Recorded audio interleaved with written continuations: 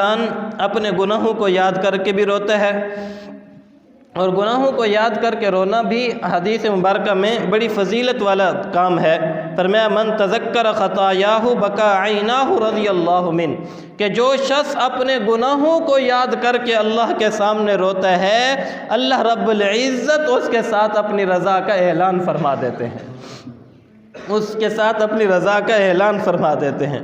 تو اس لیے ہمیں اللہ رب العزت کے سامنے رونا دھونا چاہیے۔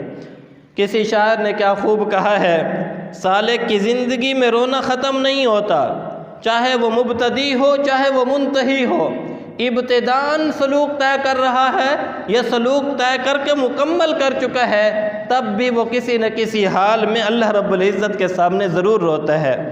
عاشق دا کم رونا دھونا تے بن رومن نہیں منظوری، عاشق دا کم رونا دھونا تے بن رومن نہیں منظوری، دل رووے چاہے اکھیاں رومن وچ عشق حضوری۔ تو جو عاشق ہوتا ہے وہ اللہ کی محبت کے اندر ہر وقت روتا رہتا ہے۔ اعظم عشق وچ رونا پیندا چاہے وصل ہووے چاہے دوری۔ کچھ اللہ کی محبت میں اللہ کے لقاء کی خاطر روتے ہیں، اور کچھ ایسے ہوتے ہیں جو اللہ کی ناراضگی کے ڈر سے رو رہے ہوتے ہیں کہ کہیں ہمارا اللہ ہم سے ناراض نہ ہو جائے۔ اللہ اکبر کبیرہ۔ حدیث مبارکہ میں ہے، بہقی شریف کی روایت ہے کہ ایک مرتبہ نبی علیہ السلام نے وعظ فرمایا، اور ایسا بلیغ وعظ تھا، صحابہ فرماتے ہیں کہ ہمارے درمیان ایک صحابی پھوٹ پھوٹ کر رو رہے تھے، بہت زیادہ زور زور سے رو رہے تھے۔ کسی نے کہا اے اللہ کے نبی صلی اللہ علیہ وسلم یہ ویسے ہی رو رہا ہے۔ آپ نے فرمایا نہیں، اس کے رونے نے آسمان کے فرشتوں کو رلا دیا ہے، اور اس کے رونے کی وجہ سے اللہ رب العزت نے سارے مجمع کی مغفرت فرما دی ہے۔ تو انسان کو چاہیے کہ وہ اللہ رب العزت کے سامنے رونا سیکھے، اور ہر دم کوشش کیا کرے کہ وہ کسی وقت کسی لمحے تنہائی کے اندر بیٹھ کے اللہ رب العزت کے سامنے رویا کرے۔ اللہ اکبر کبیرہ۔ حدیث مبارکہ میں نبی علیہ السلام نے ارشاد فرمایا کہ ایک واقعہ آتا ہے کہ حضرت عمر فاروق رضی اللہ تعالی عنہ ایک مرتبہ ایک گلی سے گزر رہے تو دیکھا کہ ایک آدمی بیٹھا ہوا رو رہا ہے، تو اس سے پوچھا کہ تم کیوں رو رہے ہو؟ کہنے لگے کہ میرے اندر ہمت نہیں ہے کہ میں آپ کو کچھ بتا سکوں، زاروں قطار روئی جا رہے ہیں۔ تو حضرت عمر فاروق رضی اللہ تعالی عنہ نے فرمایا کہ چلو نبی کی مجلس میں جاتے ہیں، جا کر وہاں اپنا مسئلہ بتا دینا اور بتانا کہ کیوں رو رہے ہو۔ تو حضرت عمر فاروق رضی اللہ تعالی عنہ نے اس آدمی کو ساتھ لیا اور نبی علیہ السلام کی مجلس میں پہنچے۔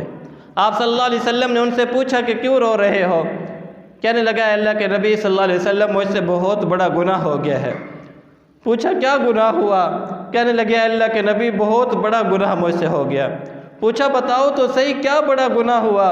کیا تمہارا گناہ اس زمین سے بھی بڑا ہے؟ کہنے لگے اللہ کے نبی صلی اللہ علیہ وسلم اس زمین سے بھی میرا گناہ بڑا ہے۔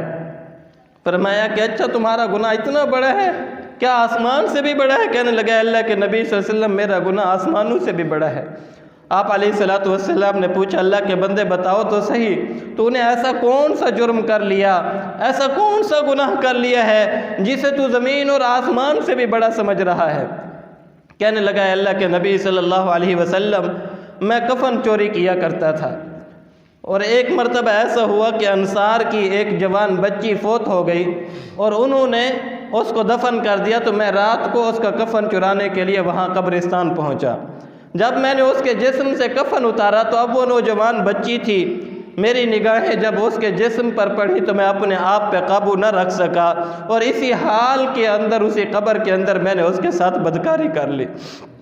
اے اللہ کے نبی صلی اللہ علیہ وسلم میرا یہ جرم بہت بڑا ہے، کیا میری یہ معافی ہو سکتی ہے؟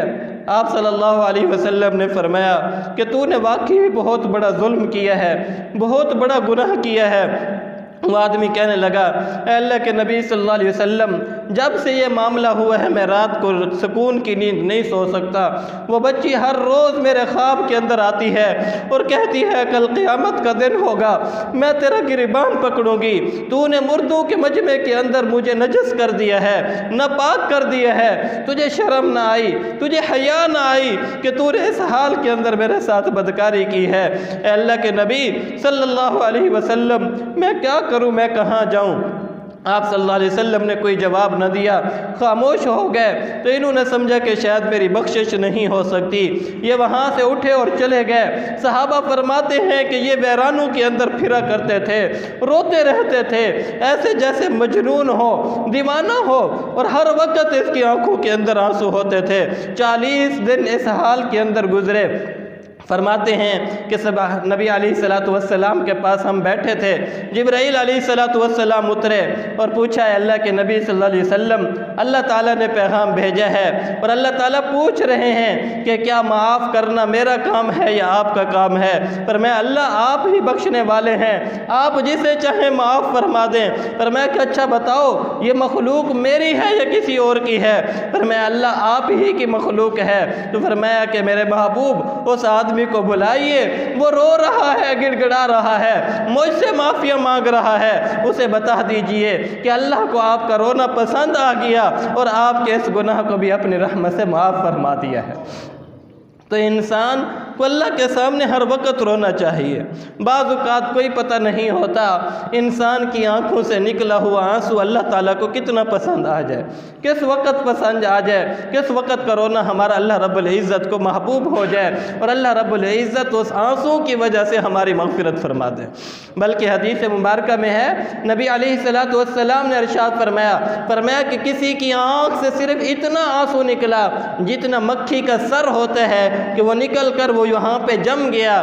فرمایا کل قیامت کے دن اللہ رب العزت اس آنسو کی وجہ سے بھی اپنے بندے کی مغفرت فرما دیں گے۔